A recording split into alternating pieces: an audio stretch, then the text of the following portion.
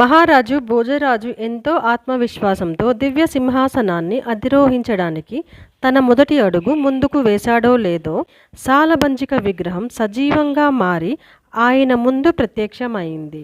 ఆగండి మహారాజా, ఈ సింహాసనం విక్రమాదిత్యునిది. ఆయనంతటి గుణగణాలు మీలో ఉన్నాయని నిరూపించుకుంటేనే మీరు దీనిపై కూర్చోగలరు అని కథ చెప్పటం మొదలుపెట్టింది. నందీపురం అనే గ్రామంలో చంద్రవర్ణుడు అనే బ్రాహ్మణుడు ఉండేవాడు. బాల్యం నుంచే సకల శాస్త్రాలు అభ్యసించినా అతని జ్ఞానదాహం తీరలేదు. విద్యాభ్యాసంతో సంతృప్తి చెందని అతను నూతన గురువులను అన్వేషిస్తూ సుదీర్ఘ ప్రయాణాన్ని ప్రారంభించాడు. అతను ఎన్నో నగరాలు పట్టణాలు దాటుతూ తన జ్ఞానాన్ని పరీక్షిస్తూ వెళ్తాడు. ప్రయాణంలో అలసిపోయిన చంద్రవర్ణుడు విద్యారణ్యం మధ్యలో ఉన్న ఒక సరస్సు వద్దకు చేరుకుని దాని పక్కనే ఉన్న చెట్టు కింద విశ్రాంతి తీసుకుంటున్నాడు. చెట్టుపై చిరకాలంగా ఒక బ్రహ్మరాక్షసుడు నివసిస్తున్నాడు. జ్ఞానాన్ని పంచుకోని కారణంగా ఆ శాపానికి గురయ్యాడు.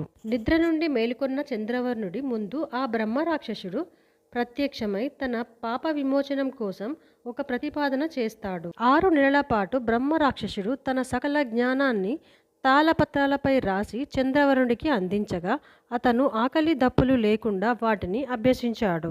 6 నెలల తర్వాత తన జ్ఞానమంతా దారబోసిన బ్రహ్మరాక్షసుడు శాప విమోచనం పొంది దివ్య పురుషుడిగా మారి స్వర్గానికి వెళ్ళిపోతాడు. చంద్రవర్ణుడు ఆ జ్ఞాన గ్రంథాల మూటను భుజాన వేసుకొని ఒక నగరం శివార్లలో ప్రవేశించి కుప్పగూలిపోయాడు. అలంకారవల్లి అనే ఒక అందమైన స్త్రీ గుడి నుండి తిరిగి వస్తూ దారిలో పడి ఉన్న తేజోవంతుడైన ఆ బ్రాహ్మణుని చూసింది. వైద్యుని పిలిపించగా అతను 6 నెలలు ఆకలితో మరణానికి దగ్గరగా ఉన్నాడు, ప్రత్యేక సేవతో మాత్రమే బతకగలడని చెప్తాడు. కోలుకున్న చంద్రవర్ణుడు తనను కాపాడింది ఒక వేశ్య అని తెలుసుకొని ఆమెను వివాహం చేసుకోవడానికి నిరాకరించాడు. వివాదం రాజుగారి సభకు చేరగా పండితులు ధర్మశాస్త్రజ్ఞులు పరిశీలించి బ్రాహ్మణుడు ఆమెను వివాహం చేసుకోవచ్చని తీర్పు చెప్పారు. చంద్రవర్ణుని పాండిత్యానికి ముగ్ధుడైన రాజు తన కుమార్తెతో పాటు మంత్రి పురోహితుని కుమార్తెలను మరియు అలంకారవల్లిని ఇచ్చి వివాహం జరిపించారు. కాలక్రమేణా 4 భార్యలకు 4 కుమారులు జన్మించారు. విక్రమార్కుడు, భట్టి, భర్తృహరి మరియు వరరుచి. మరణశయ్యపై ఉన్న చంద్రవర్ణుడు అలంకారవల్లి కుమారుడైన భర్తృహరి భవిష్యత్తు గురించి ఆందోళన చెందాడు. కానీ చంద్రవర్ణుడు తన ప్రాణాలను కాపాడిన అలంకారవల్లే తన మొదటి భార్య కాబట్టి ఆమె కుమారుడైన భర్తృహరికే పట్టాభిషేకం జరగాలని ప్రకటించాడు. ఆజ్ఞ మేరకు భర్తృహరి రాజుగా పట్టాభిషిక్తుడయ్యాడు. విక్రమార్కుడు సైన్యాధిపతిగా, భట్టి మంత్రిగా బాధ్యతలు స్వీకరించారు. ఒకనాడు ఒక యోగి రాజుగారి సభకు వచ్చి అమరత్వాన్ని ప్రసాదించే ఒక అద్భుతమైన పండును భర్తృహరికి బహూకరించాడు. భర్తృహరి తన అత్యంత ప్రియమైన తన రాణికి ఆ అమరఫలాన్ని సంతోషంగా ఇచ్చాడు. కానీ ఆ పండు రాణి నుండి ఆమె ప్రియునికి, అతని నుండి ఒక వేశ్యకు తిరిగి రాజు చేతికి వచ్చింది. పండును చూసి నిశ్చేష్టుడైన భర్తృహరి జరిగిన మోసాన్ని గ్రహించి తన రాణిని నిలదీశాడు.